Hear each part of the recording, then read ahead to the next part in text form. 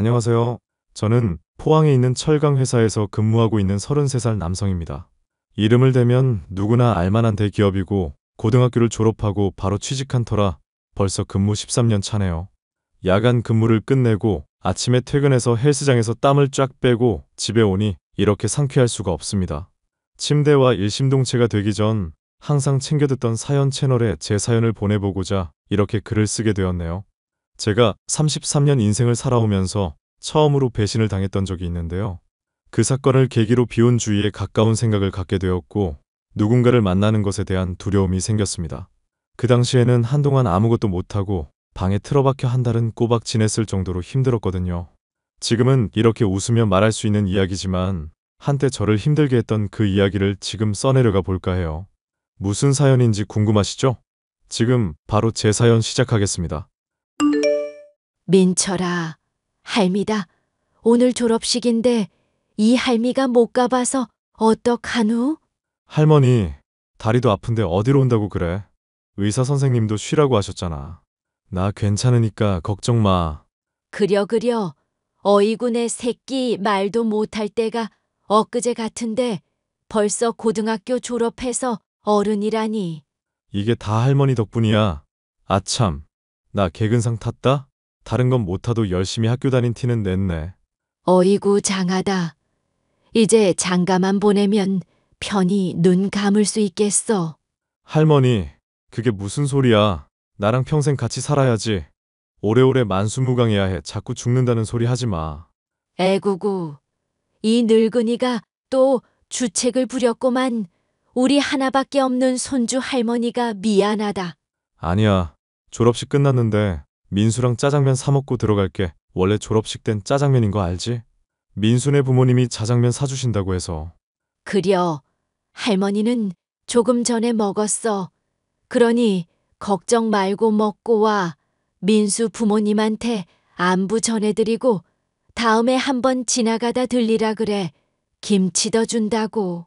알겠어요. 안 그래도 민수 엄마가 김치 이야기 하시더라. 전해드릴게요. 짜장면만 먹고 바로 들어갈게. 할머니 편히 쉬고 있어. 오냐, 항상 차 조심하고 다시 한번 졸업 축하한다. 내 새끼. 저는 일찍이 부모님을 모두 여의고 할머니 손에서 자랐습니다. 언젠지 기억도 안 나지만 할머니와 살게 된 건 유치원에 다니기 시작할 무렵이었습니다. 할머니는 제가 부모님이 계시지 않는다는 이유로 없어 보이거나 부족하다는 말을 듣지 않게 하기 위해 많은 노력을 하셨어요.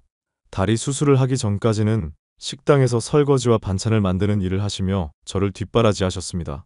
본인이 먹을 것, 입을 것 아껴가며 저를 위해 주셨고 할머니 덕분에 저는 어긋나는 일 없이 무사히 고등학교를 졸업했죠. 할머니는 대학에 진학하는 걸 바라셨지만 저는 일찍 철이 들다 보니 대학에 가는 것보다는 돈을 벌고 싶었습니다. 운 좋게 대기업 인턴으로 근무를 하게 되었고 좋게 평가되어 인턴 계약 기간이 끝남과 동시에 정규직으로 전환이 되었죠. 남들은 들어가기 힘들다는 대기업에 어린 나이에 입사해 많은 월급을 받게 되었고 틈틈이 저축도 하며 열심히 살았습니다. 22살이 되던 해 남들 다 가는 군대도 다녀왔죠. 연로하신 할머니가 홀로 계시는 게 걱정이 되었지만 동네 어르신들이 잘 보살펴드리겠다며 제 걱정의 짐을 덜어주셨습니다. 무사히 전역하고 회사에 복직해 예전처럼 열심히 일했어요. 그렇게 시간이 흘러 20대 후반이 되었을 때 직장 동료의 소개로 예비 신부를 만났습니다. 진호 씨, 요즘 업무하는 건 어때? 오랜만에 복직해서 일하려니 많이 힘들지? 아, 선배님, 저는 괜찮습니다. 아무렴 힘들어도 군 생활보단 낫죠. 하하, 그렇지. 오늘 퇴근하고 나랑 소주 한 잔 어때? 아, 할머니가 혼자 계시는데 오늘 저녁 같이 먹기로 했거든요. 에이, 진호 씨는 꼭 그러더라. 하루 정도는 나한테 시간 좀 내줘. 죄송합니다. 할머니가 지난주에 퇴원하시고 컨디션 좀 나아지셔서 외식 좀 하려고요. 아, 그렇구나. 그럼 내가 이해해줘야지. 우리 팀에서 진호 씨가 가장 유능한 인재인 건 알고 있지? 과찬이십니다. 좋게 봐주셔서 감사하죠. 진호 씨처럼 일찍이 입사해서 그 정도 일할 수 있는 사람 없을 거야. 대표님 표창까지 받았으면 말 다 한 거지. 우리 회사가 복지가 좀 좋아? 그나저나 진호 씨가 올해 몇이지? 저 올해 28입니다. 왜 그러세요? 오, 딱이네. 마침 내 고향 후배가 하나 있는데 걔가 어렸을 때부터 공주로 불리던 애거든. 얼마 전에 한국 귀국했다길래 만났거든. 진호 씨랑 잘 어울릴 것 같아서. 네? 그게 무슨 말씀이세요? 저랑 잘 어울릴 것 같다뇨? 에이, 진호 씨, 이제 나이도 있고 연애는 해야지. 언제까지 일만 하고 살 거야? 진호 씨 정도면 여자들이 줄을 선다고. 젊어서 모아둔 돈도 제법 있지. 얼마나 좋아? 아, 저는 아직 연애할 생각이 없어요. 할머니도 모셔야 하고 여러모로 상황이 그렇지 않네요. 그게 무슨 상관이야? 그리고 걔는 현모양처 스타일이라 진호 씨도 아주 마음에 들어 할걸? 그러니 이참에 소개팅 한번 해볼래? 제가요? 어우, 저는 괜찮은데. 에이, 그러지 말고 만나봐라. 내가 이렇게 말하는 성의를 봐서라도 커피 한 잔 마시고 오라고. 이미 말도 해놨단 말이야. 제 의사도 안 물어보시고 그러시면 어떡합니까? 참, 선배님도. 그럼 저 커피 한 잔만 마시고 오겠습니다. 더 이상 진전이 없어도 뭐라고 하시기 없기입니다. 에이, 나 그렇게 속 좁은 사람 아니야. 그럼 약속 잡고 연락 줄게. 고마워. 직장 동료는 하루가 멀다 하고 자신의 고향 후배라며 어찌나 자랑을 해대던지요. 저도 사람인지라 하도 좋은 말로 감싸서 어떤 사람인지 내심 궁금했습니다. 며칠의 시간이 흘러 시내의 한 카페에서 소개팅을 하게 되었는데 거짓말 안 보태고 무슨 연예인 보는 줄 알았습니다. 사람한테 후광이 비치기도 한다는 말, 저는 거짓말인 줄 알았거든요. 예비 신부는 탄탄한 몸매에 당장이라도 쏟아질 것 같은 큰 눈망울이 매력적인 사람이었습니다. 현재 어린이집 교사로 근무를 하고 있다고 했습니다. 순식간에 분위기에 매료된 저는 어쩔 줄을 몰라 하고 있었고, 제게 먼저 말을 건네오는 여성분 덕분에 조금씩 분위기가 풀렸죠. 그렇게 6개월 정도 만나며 친구처럼 편히 지내다가 누가 먼저랄 것 없이 마음을 표현하면서 연인 사이가 되었어요. 여자친구는 그 누구보다 마음이 따뜻하고 다정한 사람이었습니다. 이런 사람이라면 평생 함께해도 후회하지 않을 것 같았죠. 저희는 1년 정도 연애하다 30살을 바라보던 시점에 결혼에 대해 진지하게 생각하기로 했습니다. 자기야, 우리 언제 인사드리면 좋을까? 아직 할머니한테 결혼 이야기는 안 해서. 뭐? 그럼 나랑 왜 만나? 나랑 결혼 이야기 오고 갔으면 당연히 할머니한테 말씀드렸어야지. 내가 연애가 처음이기도 하고 신중하게 생각해야 할 것 같아서. 할머니 병원 왔다 갔다 하시고. 그럼 내가 못 믿었다 이거야? 아니, 그런 뜻이 아니야. 자기 기분 나쁘라고 한 게 아닌데. 아니, 사실 조금 무섭거든. 뭐가 무서운데? 서로 사랑하면 결혼하면 되는 거지. 뭐가 그렇게 무서워서. 우리 부모님 나 어렸을 때 돌아가셨잖아. 그렇게 한순간에 모든 걸 잃었는데 내가 과연 살아가면서 잘 해나갈 수 있을지 그런 거 고민한 거야. 절대 다른 뜻 없어. 에이, 난 또 뭐라고. 남들 하는 만큼만 하면서 살면 되지.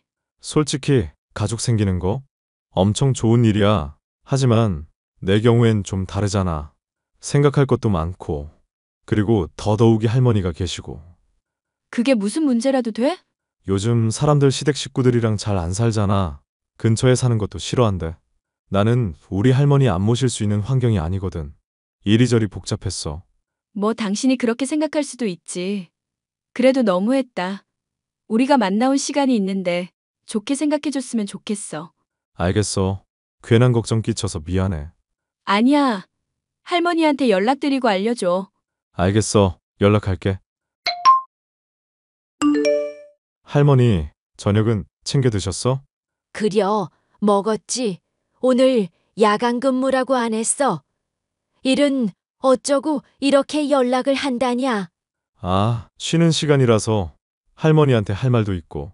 할 말이라니 무슨 일이라도 있는 게야. 아니. 사실 나 여자친구 있거든.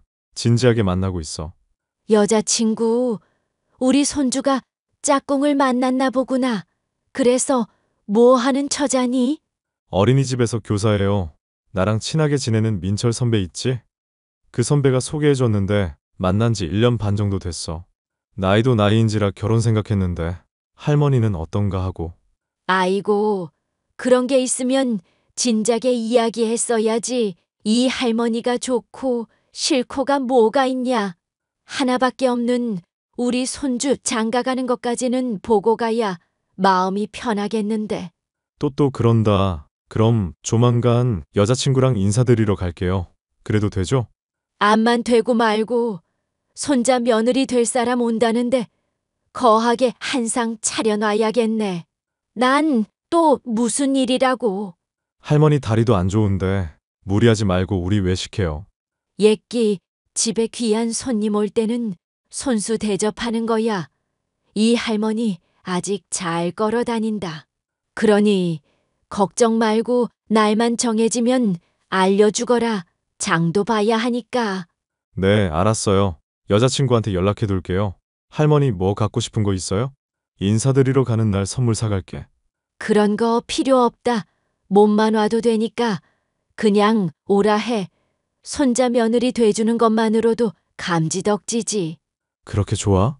그럼 좋다마다 손주 녀석 장가 간다는데 이제 하늘나라 가서 내 엄마 아빠 만나면 허리 좀 펼 수 있겠다. 할머니, 그럼 조만간 찾아뵐게요.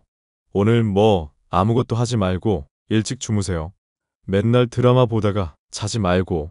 결국 마음을 먹은 저는 예비 신부를 할머니께 소개해드렸습니다. 할머니는 참하고 예쁜 새색시 데려왔다며 무척이나 좋아하셨고 예비 신부를 정말 어여삐 여겨주셨어요. 처음 인사를 드리고 난 뒤 어려울 법한데도 친해져야 한다며 제가 없이도 저희 집에 가서 할머니와 말동무도 하고 식사도 챙겨드리고 의외의 모습을 보여주더군요. 전 이때까지만 해도 세상에서 제일 단아하고 어른 공경할 줄 알고 예의 바른 사람이 예비 신부인 줄 알았어요. 제 상황을 알고 저와 함께가 아니더라도 할머니를 자주 찾아뵙고 말동무도 해드리고 하더라고요. 그 모습에 한 번 더 반한 저는 예비 신부에게 프로포즈를 하게 되었습니다. 그러고서는 본격적인 결혼 준비를 하기 시작했습니다. 할머니는 평생을 일하시면서 모아두신 적금 통장을 제게 주시면서 행복하게 살라고 하셨습니다. 부모님이 돌아가시면서 받은 사망보험금 7천만 원, 그리고 할머니가 틈틈이 모은 돈까지 합하면 2억 정도 되는 금액이었죠. 예비처가 쪽에서도 결혼 비용으로 절반 정도 보태주신다고 했고 대충 1억이 넘는 금액을 지원해 주신다고 했습니다. 자기야, 우리 결혼 비용이 그렇게 많이 필요한가? 솔직히 다른 건 간소하게 한다고 해도 집이 제일 걱정이라. 집은 생각해둔 게 있어? 요즘 포항에도 브랜드 아파트 많이 생겨서 고르는 재미가 쏠쏠하지. 자기만 괜찮으면 우리 회사에서 보유하고 있는 아파트가 있는데 약간 관사 개념처럼 운용되거든? 일정한 금액을 보증금처럼 내고 한 달에 얼마 세만 내고 사는 거야. 그런 게 있어? 그럼 여러 사람이 살다 나간 집 낼 거잖아. 난 우리 시작이 좀 깨끗했으면 좋겠어. 이왕이면 아파트를 고집하는 게 나중에 되팔기에도 좋고. 우리 아직 시작하는 단계고 살면서 돈을 모아서 나중에 노후에 즐기는 게 낫지 않아? 굳이 처음부터 무리해서 시작할 이유는 없는 것 같아. 그리고 회사 관사라고 해서 안 좋을 것도 없는 게 시내 쪽에 아파트 짓고 있는데 알지? 그럼 알지. 거기 신축 아파트 뭐 짓고 있긴 하던데. 자기네 회사에서 짓는 거던데. 혹시 거기 말하는 거야? 내가 말하는 곳이 거기야. 이번에 새로 짓고 있거든. 아, 그럼 좋지. 되팔진 못하더라도 어디 가서 기죽진 않겠다. 그럼 집 문제는 해결된 거다? 이번에 평수도 넓게 뺀다고 그러더라고. 36평쯤 될 거야. 와, 넓네. 우리 신랑 능력 있구나. 근데 혹시 뭐 하나 물어봐도 돼? 뭔데? 당신 모아둔 돈 얼마나 있어? 솔직히 내가 정교사도 아니고 언제 잘려도 모르는 상황인데 나 카페 해보고 싶어서. 그건 차차 생각해보자. 일단 결혼이 우선이니까. 그리고 당신이 하고 싶은 일 있으면 언제든 주저하지 말고 말해줘. 같이 생각해보고 진행하던지 하면 되니까. 우와, 정말이지? 아무튼 고마워. 역시 자기밖에 없어. 해줄 수 있는 건 해줘야지. 카페 차리면 꾸준히 할 수 있잖아. 자기가 하고 싶은 게 있으면 내가 적극적으로 도와줄게. 그렇게 관사가 다 지어지고 가전이며 가구도 보러 다니고 하나씩 채워나가는 재미를 느끼고 있었습니다. 그런데 어느 순간부터였나 예비 신부가 저를 피하는 느낌이 들더라고요. 제가 뭘 잘못했나 싶기도 하고 결혼을 앞두고 마음이 심란한가 싶어 저는 되게 조심스러웠습니다. 직장 동료들도 그렇고 주변에서 원래 결혼 앞둔 시점에 보통 그런다길래 정말 그런 줄 알았어요. 결혼 준비를 하면서 설레기도 했지만 왠지 저 혼자 들떠 있는 것 같아서 속상하기도 했답니다. 예식장도 예약하고 여행사 통해서 신혼여행도 준비하고 있었는데 저에게 연락이 온 겁니다. 무슨 연락인가 하고 받아보니 예비 신부에게 처리하라고 돈을 줬는데 아직 처리를 안 한 건지 마감 기한이 지났다고 하는 겁니다. 적은 돈도 아니고 2천만 원 가까이 되는 돈을 안일하게 처리하진 않았을 것 같아 일단 급한 대로 제가 처리를 했죠. 그러고선 예비 신부에게 연락을 했더니 무언가 당황한 것처럼 전화를 받는 겁니다. 자기야, 예식장이랑 여행사에서 연락 왔는데 입금 처리 안 됐다고 하더라. 혹시 깜빡한 거야? 응? 뭐라고? 우리 예식장 계약한 거 잔금까지 다 치르기로 했는데 아직 정산이 안 됐다고 하고 여행사에서도 계약금 걸어야 예약된다고 하던데. 지금 어디야? 아, 그게 나 볼 일이 있어서 지금 다른 데 나와 있거든. 오늘 어린이집 쉬는 날이라 다른 친구들 좀 만나느라고. 그래? 요즘 도통 연락이 안 되네. 결혼 전이라 싱숭생숭한 거 알겠지만 그래도 처리해야 될 일들이 있으니 연락 유지는 좀 해줬으면 좋겠네. 미안해. 친구들이랑 있는데 내가 나중에 연락해도 될까? 어떤 친구? 내가 모르는 친구야? 중학교 동창이야. 어렸을 때부터 알고 지내던. 당신은 몰라. 아무튼 나 친구들이 결혼 축하 파티 해준다고 하니까 시간 좀 보내다 들어갈게. 늦게 들어가니까 신경 쓰지 말고 먼저 자던지 일 봐. 알겠어. 무슨 일 있으면 연락해. 아, 맞다. 그럼 내가 준 돈은 어떻게 한 거야? 가지고 있어? 돈. 내가 지금 말하기가 좀 곤란하거든. 나중에 연락할게. 아니, 그냥 있다 없다 말하면 될 건데. 다른 데다 쓴 건 아니지? 그냥 좀 내가 나중에 연락한다고. 왜 이렇게 집착이 심해? 친구들이랑 있다니까? 알겠어. 왜 화를 내고 그래? 사람 무한하게. 재밌게 놀고 이따 연락해. 저는 이상하다 싶을 정도로 날이 선 예비 신부의 목소리에 기분이 상할 수밖에 없었어요. 제가 정말 수상쩍었던 건 결혼 축하 파티를 해준다던 친구들이 주변에 있어야 하는데 정말 조용했다는 겁니다. 그리고 어렴풋이 들었던 것 같지만 예비 신부가 상당히 숨차듯이 말을 했다는 겁니다. 해서는 안 될 상상이지만 혹여나 싶은 마음에 작은 의심을 하게 되었어요. 얼마 뒤 그 의심은 현실이 되고 말았습니다. 제가 갑자기 근무 스케줄이 바뀌는 바람에 며칠 만나지 못했는데 서프라이즈로 깜짝 이벤트를 해주고 싶었어요. 집에서 쉬고 있다길래 주간 근무가 끝나자마자 저녁 시간에 맞춰 커피와 디저트, 그리고 간단히 먹을 음식을 사서 예비 신부의 집 근처로 갔습니다. 잠시 외출을 한 것 같길래 주차장에 차를 세워두고 기다리고 있었죠. 그런데 말입니다. 잠시 뒤 예비 신부가 웬 남자와 함께 집으로 돌아오는데 상당히 익숙해 보이는 게 아니겠어요? 옆에 있던 남자와 다정하게 팔짱도 끼고 스킨십도 하고 누가 보면 애틋한 연인 사이 같았죠. 그런데 거리가 가까워질수록 자세히 보니 그 남자는 저에게 예비 신부를 소개해준 직장 동료였습니다. 둘이 잠시 이야기를 나누더니 집으로 같이 들어가는데 왠지 따라가야 할 것 같은 느낌이 들었죠. 숨죽이고 예비 신부 집 현관 앞에서 서성이는데 듣지 말아야 할 소리까지 들었어요. 민망한 건 둘째치고 너무나도 적나라한 소리에 당황스럽기 그지없더군요. 이내 정신을 차리고 상황 파악을 한 뒤 확실한 증거를 잡기 위해 때를 기다리기로 했습니다. 자기야, 어제 집에 없었어? 왜? 나 집에 있었지.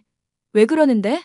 아니, 나 어제 근무 끝나고 얼굴도 볼 겸 집에 찾아갔는데 불은 켜져 있는데 반응이 없어서 연락도 안 되고 커피 사서 갔었거든.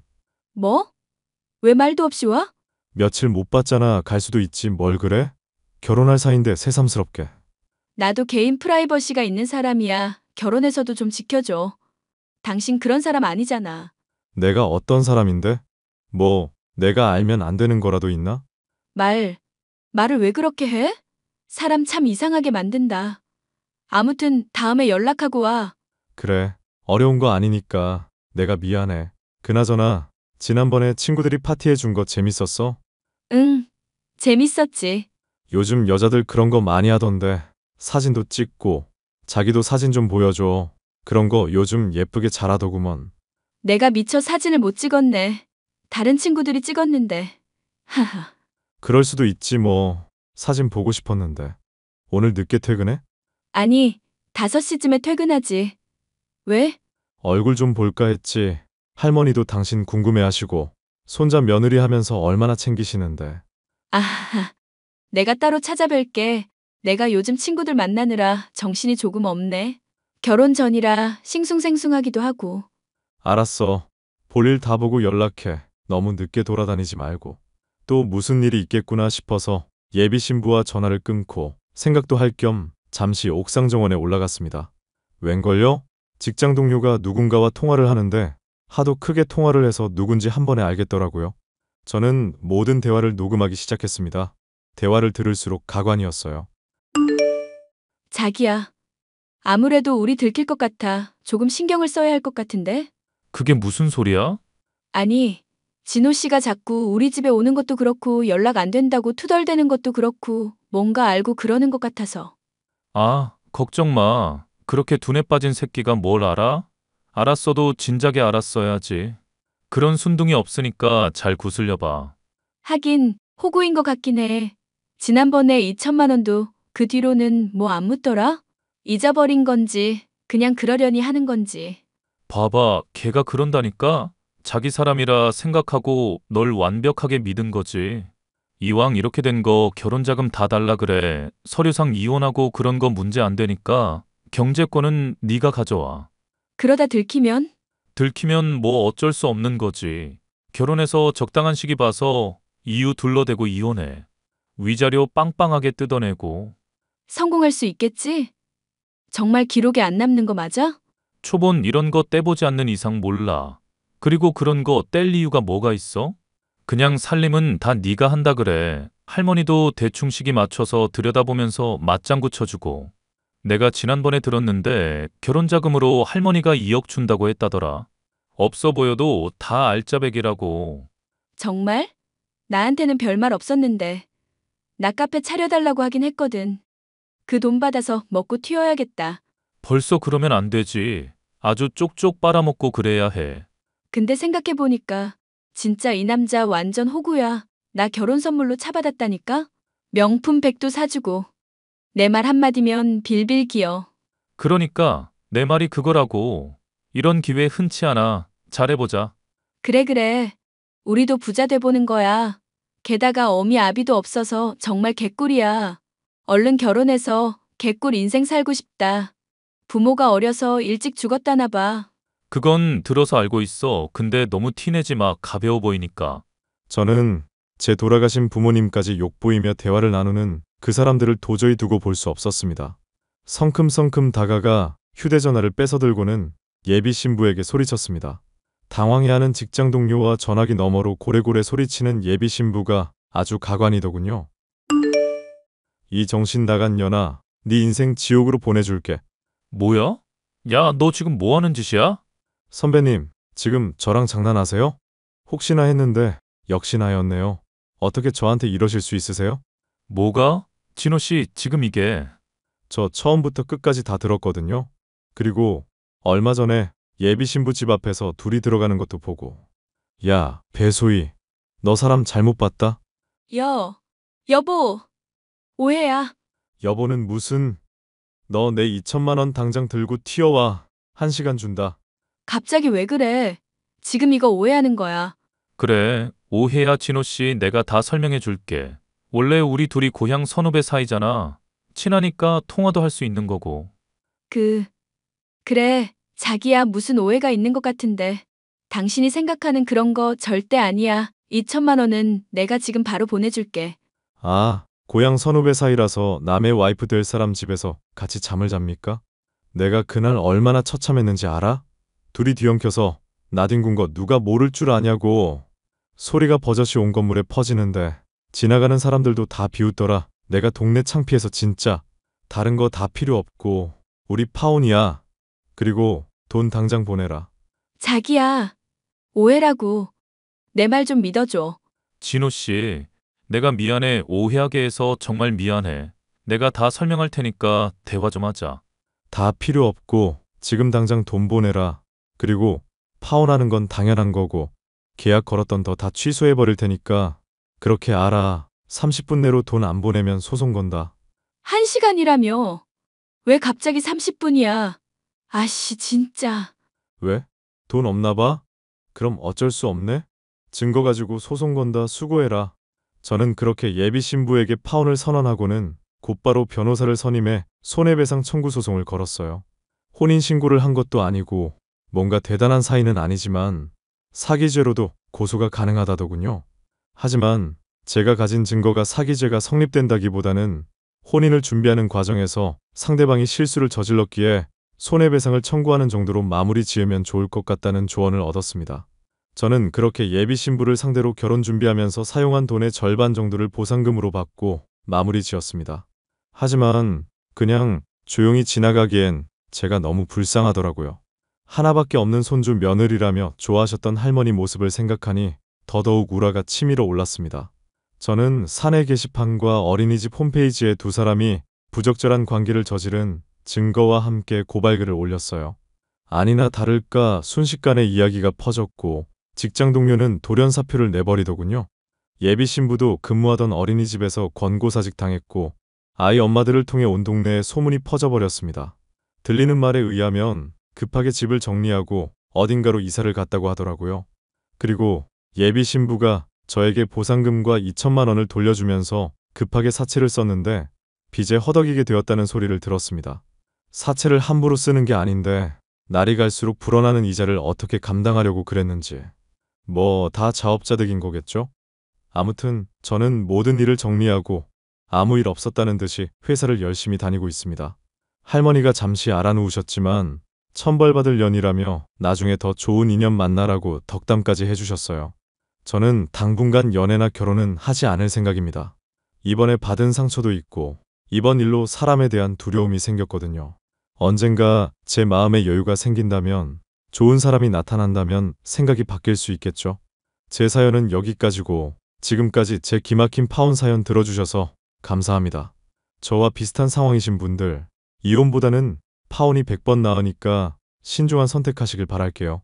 그럼 이만 줄이겠습니다. 감사합니다.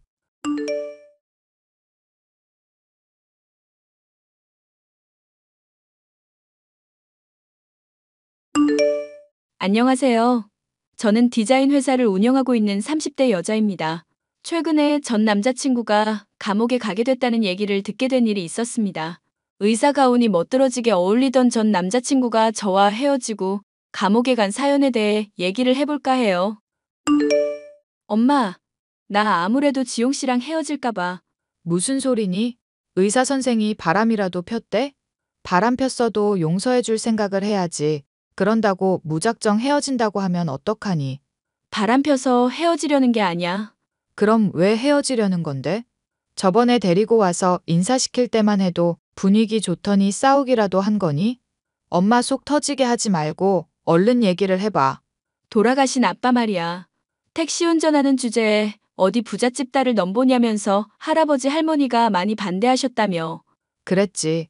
그런데 그거랑 의사 선생이랑 헤어지는 거랑 무슨 상관이니? 그쪽 집안도 그렇게 잘 사는 집안은 아니라면서? 지용 씨가 의사니까 아무래도 급 차이가 좀 나는 건 어쩔 수 없잖아. 네가 똑 부러지지 못한 건 내가 알고 있었지만 오늘은 유독 좀 심하구나. 남자친구가 먼저 헤어지자고 한 것도 아니고 시어머니가 반대한 것도 아니고 단순히 급 차이가 나는 것 같아서 헤어지고 싶다고? 너 진짜 제정신이니? 아니면 지금 술 마시고 술주정하는 거니? 사귄 지 1년이 넘었으면 결혼하고 애를 가져도 모자랄 판에 헤어진다니 기가 막혀서 원. 나 술 안 마셨고 맨 정신이야, 엄마. 엄마가 늘 나한테 얘기했었잖아. 내 나이 25살 꺾이기 전에 좋은 남자 꼭 만나야 한다면서. 대학 졸업해서 디자인 회사 가 취직한 신입에서 더 등급 오를 일 없다고. 나이 들면서 경력 쌓아봤자 오히려 결혼정보 회사에서는 등급 낮추기만 할 뿐이라며. 그거야 네가 빨리 결혼하길 바라서 한 말이었지. 멀쩡히 잘 사귀고 있는 의사 선생이랑 헤어지길 바라서 한 얘기겠니? 굴러들어 온 복을 차는 것도 정도껏이어야지. 얘가 미쳤네. 정말 미쳤어. 아빠도 정직한 게 최고라고 말씀하셨잖아. 그래서 네 아빠가 돈 많이 벌고 죽었니? 낙하산으로 좋은 회사 들어갈 수 있다고 해도 아니라고 거절하고. 친구 보증이나 서다가 우리한테 빚이나 물려주고. 내 고향 친구는 단칸방에서 시작해서 서울에 아파트만 2채 가지고 있는데 우리는 이게 뭐니 월세나 전전하고 있잖니. 우리도 좀 떵떵거리면서 잘 살아봐야 하지 않겠어? 엄마, 나도 경력 쌓아서 나중에 내 회사 차리고 싶은 꿈이 있어. 지금 당장이야 신입으로 일하고 있지만 내 나름대로 능력도 인정받고 있고 잘하고 있다고. 공모전에 당선된 것도 내가 몇 번을 말했는데. 내 친구 중에 결혼정보 회사에서 일했던 애 있는 거 알지? 왜 영옥이 아줌마라고. 저번에 샤인머스킷 인가 들고 와서 너 맛있게 먹었잖아. 잘 아는 분이니까 무슨 얘기인지 얼른 말하기나 해. 딴 데로 빠지지 말고 좀. 통계적으로 봐도 전문직이고 잘 나가는 여자 된다고 해봐야 나이 찰수록 결혼은 더 어려워지는 게 현실이라고 그러더라. 그 통계 진짜 맞아? 나도 보고 싶다. 아무렴 회사 직원이 하는 말인데 거짓말을 하겠니? 하여튼 너는 회사 차리니 뭐니 딴 생각하지 말고 적당한 때 시집이나 의사 선생한테 갈 생각이나 해. 넝쿨째 복덩이가 굴러왔는데 그거 아까워서 어떻게 남 준다는 얘기를 할 수가 있니? 그건 정직한 게 아니라 멍청한 거야 이거사. SNS도 안 해. 너만 바라봐. 직업 좋아. 그만한 남자 또 못 만난다? 저는 6살 연상의 의사 남자친구와 사귀면서 사이도 나쁘지 않았고 엄마까지도 좋게 보고 있어. 결혼까지도 아무렇지 않게 거론되고 있는 상황이었습니다. 이런 상황이다 보니 헤어지고 싶다는 얘기에 엄마가 뒤집어지는 것도 당연한 일이었죠. 그런 엄마에게 솔직하게 모든 것을 털어놓고 싶었지만 남자친구를 안 좋게 볼까봐 얘기하지 못한 말이 있었습니다. 바로 남자친구의 어머니가 조건을 깐깐하게 따지기 때문에 다가올 시부모님과의 만남에서 저의 조건이며 학벌 등을 위장해야 한다는 것이었죠. 아무리 생각해도 이건 아닌 것 같아. 거짓말로 어머님 속여봤자 언젠가는 들통나지 않을까? 그렇게 됐을 때 당신이야 괜찮겠지만 나는 책임질 수도 없고 감당할 수도 없을 것 같아. 내가 무슨 대단한 거짓말을 하라는 게 아니잖아. 디자인 회사 사장으로 일하고 있다는 게 어려운 거짓말이야? 실제로 디자인 회사에서 일하고 있으니까 실무도 적당히 알 거고 회사 돌아가는 말 대충 몇 마디 해주면 그러려니 하고 넘어갈 텐데. 거짓말이 어렵다는 게 그런 말이야? 아무리 자기가 요구한 거라지만 거짓말한다는 것 자체가 양심에 찔린다는 거지. 세상을 살다 보면 선의의 거짓말이라는 걸 할 때도 있는 법이야. 내가 의사하면서 환자들이 아플 때마다 진실만 말하면 어떻게 될 것 같아? 금주 안에도 암은 다 나았고 위장이며 간이며 당분간은 괜찮을 테니까 편하게 술 마시라고 해야 할까? 아니면 술 때문에 가정이며 건강이며 다 박살날 거 예방하려고 암 재발할 수도 있으니까 철저히 금주하라고 해야 할까? 때로는 목적 달성을 위해서 필요한 거짓말이라는 게 있다는 거야. 저번에만 해도 알겠다고 괜찮다고 그러더니 엄마 아빠 볼날 다가오니까 왜 그래? 나중에 발각나면 어머님이 절대로 나 용서하지 않으실 텐데? 수연아, 나 정말 너 좋아해. 사랑한다고. 엄마 반대 때문에 힘들어서 떨어져 나간 여자들이 한둘 아니라고 말했잖아. 그런 경험 있는 내가 거짓말까지 시켜가면서 이러는 거 정말 너 좋아해서라는 거 모르겠어? 조금만 융통성 발휘하면 모두가 행복해지는데 왜 이렇게 답답하게 굴어? 언제는 솔직하고 착한 게 내 매력이라며? 알지. 그 매력 이번에만 잘 좀 감춰두기로 하고 내 부탁 한 번만 들어주라. 아빠야 무던한 사람이라 괜찮은데 엄마는 정말 위험하거든? 장담은 할 수 없지만 자기 말대로 한번 해볼게. 옳지. 그래야 내가 사랑하는 수연이지. 이럴 때만 사랑한다. 뭐다 말하지 말고 평소에 잘해. 맨날 바쁘다면서 제대로 만나지도 못하고 결혼까지 얘기 나오는 마당에 이게 뭔가 싶다니까. 병원 가서 도시락 건네주려고 하는데 아예 나 오지도 못하게 하고. 미안. 내가 사적인 거랑 공적인 거랑은 철저히 구분하고 싶은 사람인 거 알잖아. 원장님이 또 아는 사람 직장에 데려오는 거 아니라고 초반에 주해 주신 적도 있고. 공사 구분 철저한 건 좋은데 자기 자취한다는 집 구경도 딱 한 번밖에 안 시켜준 건 선 넘은 거지. 내가 집에 손님 들이는 일 자체가 아예 없는 거 알잖아. 결벽증이 있다는 거 저번에도 말했었지? 하여튼 간에 내가 정말 나중에 잘할 거고 다 갚을 거니까 잘 좀 부탁할게. 남자친구의 요구 때문에 어쩔 수 없이 저는 디자인 회사의 대표인 것처럼 거짓말을 해야 할 일이 생겨 마음이 심란했죠. 양심의 가책이 생겨서 이렇게까지 해야 하나 고민을 하던 저였지만 엄마 말대로 의사와 결혼한다면 경제적인 문제도 해결이 될 것이라는 생각에 속물적인 선택을 하고 싶더군요. 결국 저는 예비 시어머니와 예비 시아버지와의 만남 자리에서 저의 경력이며 집안의 재력 등을 속여 말했습니다. 참 어리석고 못난 행동이었죠. 오늘 너랑 얘기를 해보니 생각도 바로 박히고 아주 좋은 애라는 걸 알겠구나. 솔직히 그간 지용이가 데려온 애들 이미 지나간 년이라 흉보기는 싫다만 다들 하자가 많은 애들이었거든. 너도 얘기 대충 들어는 봤지?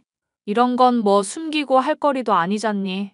네, 저도 지용 씨한테 얘기 듣기는 했어요. 어머님 마음에 별로 안 들었다고 하더라고요. 내가 까다롭고 깐깐한 사람이 아니에요. 그냥 우리 의사 아들에게 어울릴 수 있는 기본 소양만 갖춘 여자 좋겠다는 거야. 막말로 나나 지용 아비나 그렇게 넉넉하지 않은 형편의 아들 의사 만든다고 좀 고생을 했겠니? 그랬으면 적어도 사람이 100만 단위니 1000만 단위니 쪼잔하게 얘기가 나오면 안 되지 않겠니? 우리 애 그릇 생각하면 억 단위는 기본으로 나와줘야 한다. 이거다. 네, 의사가 아무래도 사회적으로도 인정받는 직업이고 돈도 많이 버니까요. 꼭 그런 게 아니라고 하더라도 변변찮은 집안 애들은 말하는 거며 생각하는 것에서도 이미 묘한 도끼가 감돈다고 해야 할까? 인생을 상중하로 나눈다고 치면 중간이랑 하 사이에 걸친 애들은 여유도 없고 모든 면이 나랑은 영 안 맞더구나. 가난하다고 사람 차별하는 게 아닌 건 너도 이해하지? 세상에는 그래도 어쩔 수 없는 현실이라는 게 있잖니. 가끔 지용이처럼 개천에서 욕나는 경우도 있지만 어머님이 하시는 말 다 새겨 듣고 있어요.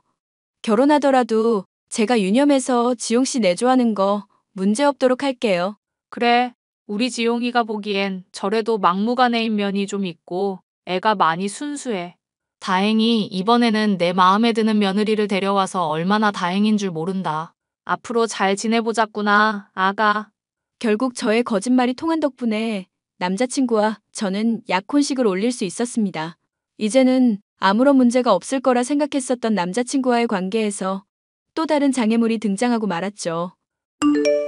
우리 수연이 요즘 엄마한테 제대로 이쁨 받고 있네? 이제까지 데려온 여자친구들 중에 제일 마음에 든다고 그러더라. 약혼식 했다고 괜히 시간 끌지 말고 얼른 결혼식 올리래. 마음에 들면 뭐 어쩌게. 어차피 다 거짓말인데. 에이, 사람이 포부를 크게 가져야지. 거짓말을 했어도 그거 진짜로 만들면 되는 거잖아. 꿈이 깨지더라도 크게 가져야 조각은 크다. 그런 말 들어봤지? 결혼했는데 어머님한테 들키게 되면 다 끝장나는 거잖아. 어머님 성격 보통 아니신 것 같은데 그렇게 되면 나 정말 얼굴 들고 살 수가 없을 것 같아. 내 회사 어디냐고 물어보시는데 그건 나중에 검색해보면 어떡하나 걱정돼서 죽을 것 같고. 걱정 마. 내가 포토샵으로 회사 대표 이름 네 걸로 바꿔서 다 보여드렸어. 확실히 믿고 있을 거니까 앞으로 그냥 내가 하는 말에 장단이나 적당히 맞추면 돼. 오늘 엄마가 압박 면접하듯이 꼬치꼬치 안 물었던 것도 이미 다 사전조사 끝나서 그런 거야. 뭐? 내 상의도 없이 멋대로 그렇게 조작한 걸 보여드렸다는 얘기야? 대체 무슨 생각으로 그런 행동을 한 거야? 널 사랑하니까 함께 하고 싶다는 생각으로 지혜로운 행동을 한 거지. 엄마가 말로는 돈 안 밝힌다. 돈 있어봐야 하등 쓸모없다고 그러지만 돈 엄청 밝히는 사람이야. 재산에 따라 사람 인격까지 나뉜다 생각하는 사람이란 거 말했잖아. 이런 식으로 멋대로 결정하고 내 뒤에서 몰래 공작하는 거 정말 불쾌하다. 너는 다 좋은데 한창 질주해야 할 때 양심 들먹이는 게 문제야. 그렇게 정직한 거 다 챙기면서 일하면 오히려 더 성과는 떨어지지 않아? 그러니까 회사에서 당신 별명이 답답이지. 위로받으려고 했던 얘기를 가지고 이렇게 공격하는데 쓸 줄은 몰랐네. 나도 갑갑해서 그래. 갑갑해서. 솔직히 거짓말하게 하는 내 심정은 편할 것 같아? 나도 마음 같아서는 네가 잘 나가는 디자인 회사 대표였으면 좋겠고 장모님이 내로라 하는 재벌이면 좋겠다고. 그런데 그거 아니잖아. 그럼 내 말을 듣기라도 해줘야지. 이제 다 지쳤어. 솔직히 자기랑 만나고 싶을 때도 맨날 바쁘다면서 만나는 시간 적은 건 이해해 주려고 했거든. 환자가 당장 죽으려고 한다는데 내가 빨리 나오라고 하겠어. 뭐 어떻게 할 수가 없잖아. 그런데 자기랑 결혼하고 싶다고 거짓말하고 안 하고는 전혀 다른 문제야. 만약 내가 솔직히 얘기할 때 찬성해 주시면 좋은 거지만 어머님이 반대하셔도 어쩔 수 없다고 생각해. 엄마가 반대하는 것 때문에 내가 스트레스 받아서 헤어지겠다고 한다면? 자기, 의사라는 거 제외하면 좋은 사람 아닌 거 알지?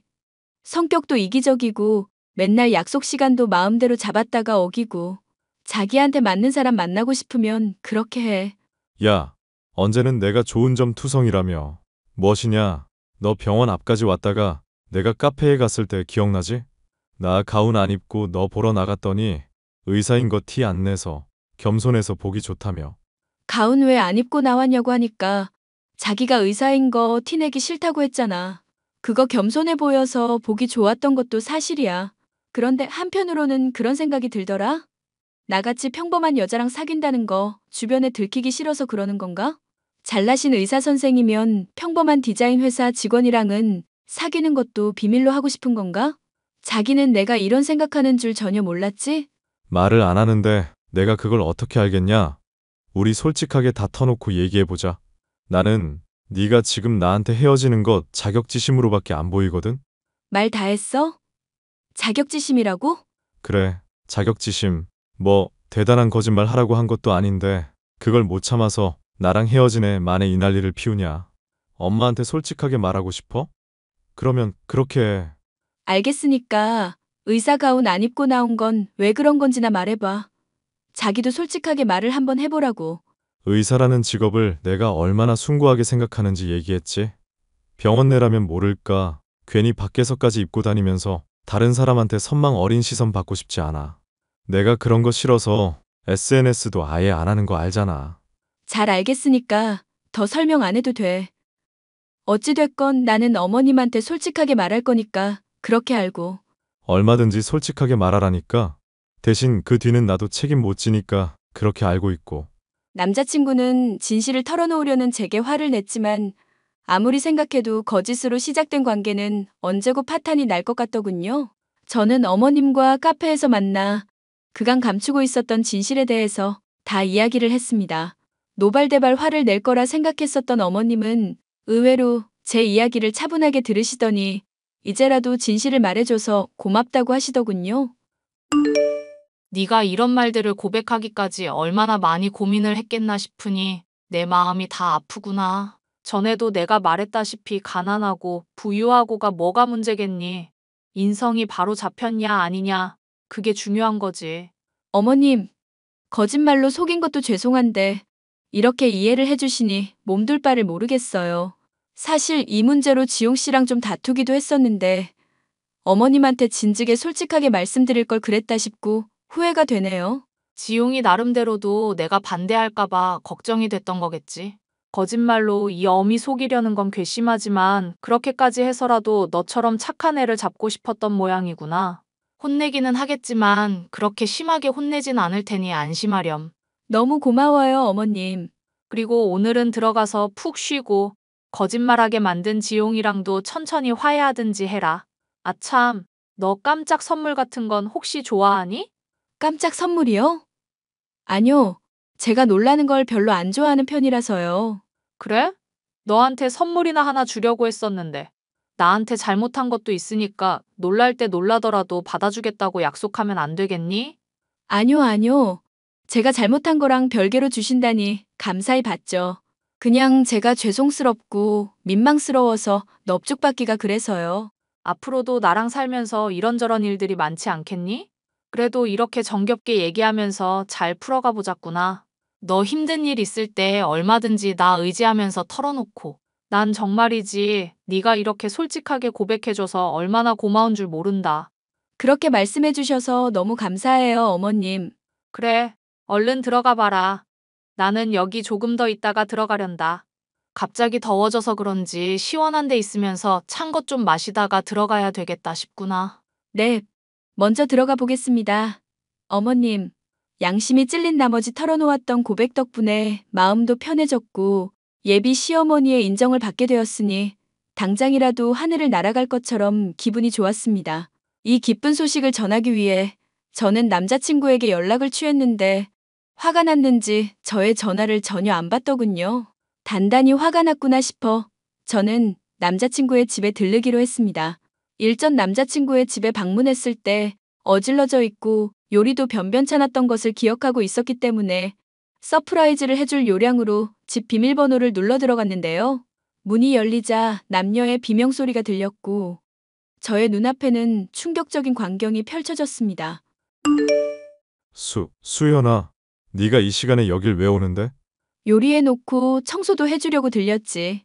그런데 의사 옷 입고 간호사랑 놀아나고 있는 줄은 몰랐네.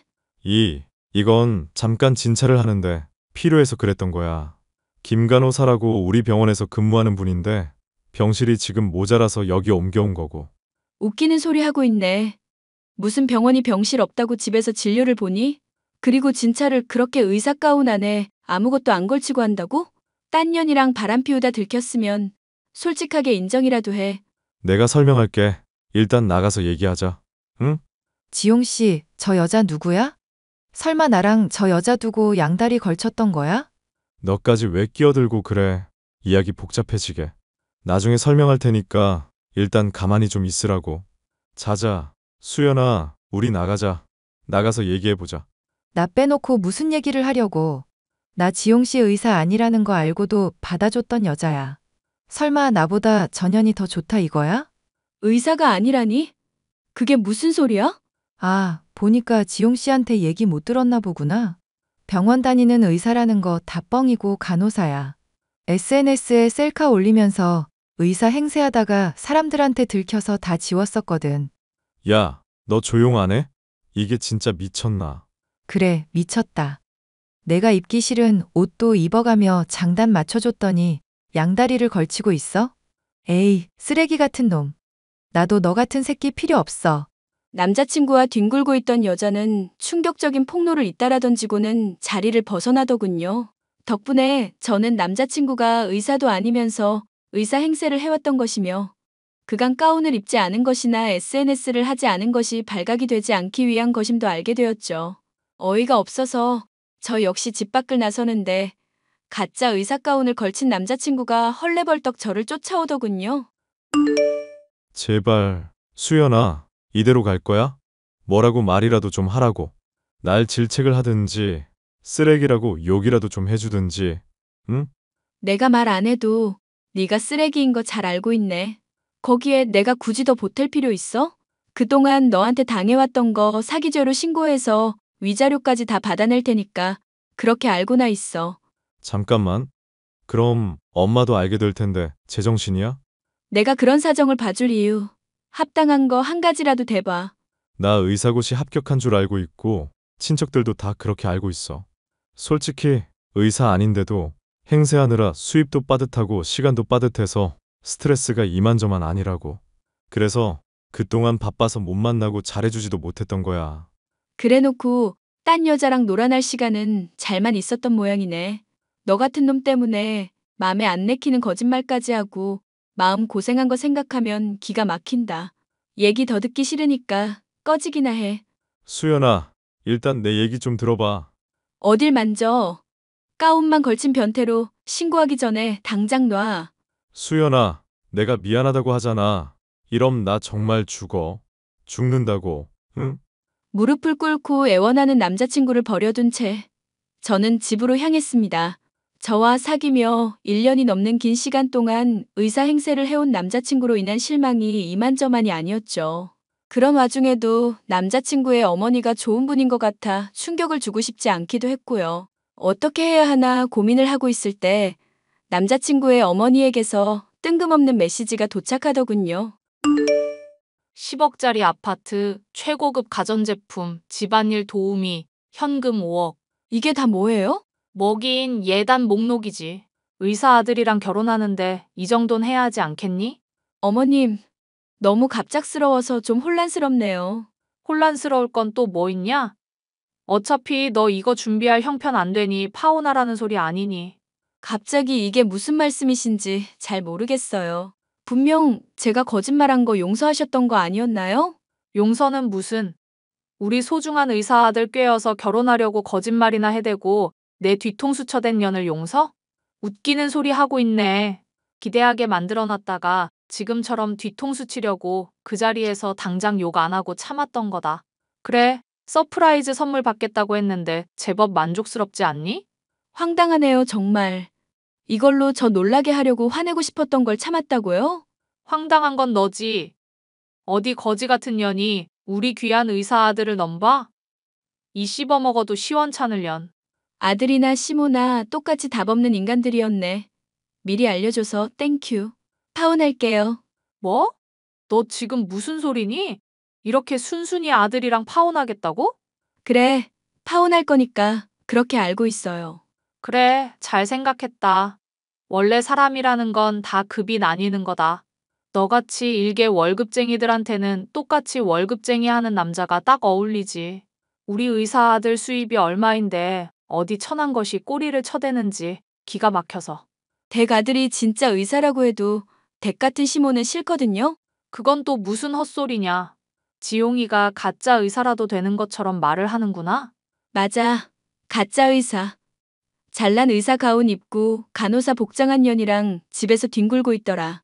못 믿겠으면 병원에 직접 전화해서 그런 의사 있나 한번 확인을 해봐. 괜히 아들이 보여주는 조작된 사진에 낚이지나 말고. 이 정신 나간 년이 누굴 모함하고 앉았어. 야, 너 내가 알아보고 거짓말이면 소송 걸 거야. 알겠니? 허위사실 유포죄가 얼마나 무서운 줄 모르지. 애지중지 키워온 아들이 사기꾼이라는 거 곧 알게 되는 걸로 충분하다 싶으니까 딱 한마디만 보태줄게. 댁 수준에 딱 맞는 아들이니까 계속 사랑해주고 사기죄로 감옥 가더라도 힘내고. 이 독사 같은 년아. 그 입 닥쳐. 입 다물라고. 얼른 내 앞에 와서 무릎 꿇고 지용이 모욕한 거 사과해. 입을 다물고 어떻게 사과를 할까? 인연이. 의사인 척 속이며 저 말고도 많은 여자들을 만나왔던 전 남자친구. 저는 소송을 통해 본때를 보여줬고 위자료를 청구해 끝끝내 돈을 받아냈습니다. 그로부터 몇 년이 지나서 저는 퇴사를 했고 저축한 돈에 위자료를 더해 저만의 디자인 회사를 차릴 수가 있었죠. 많은 것이 서툴고 부족하기는 하지만 전보다 더 시간적으로나 경제적으로 여유로운 삶을 살 수 있게 되었답니다. 그 사이에 전 남친이 여전히 정신을 못 차리고 의사 행세를 하다 간호사 일도 잘리게 되고 최근에는 감옥까지도 가게 됐단 얘기를 들을 수가 있었습니다. 이 소식을 전해준 전 남친의 엄마는 제발 아들이 정신 차릴 수 있게 도와달라 호소해오고 있지만 이미 남이나 다름없는 사이이기에 알아서 하시라고 답변을 해줄 뿐이었네요. 사연 끝까지 들어주셔서 감사합니다.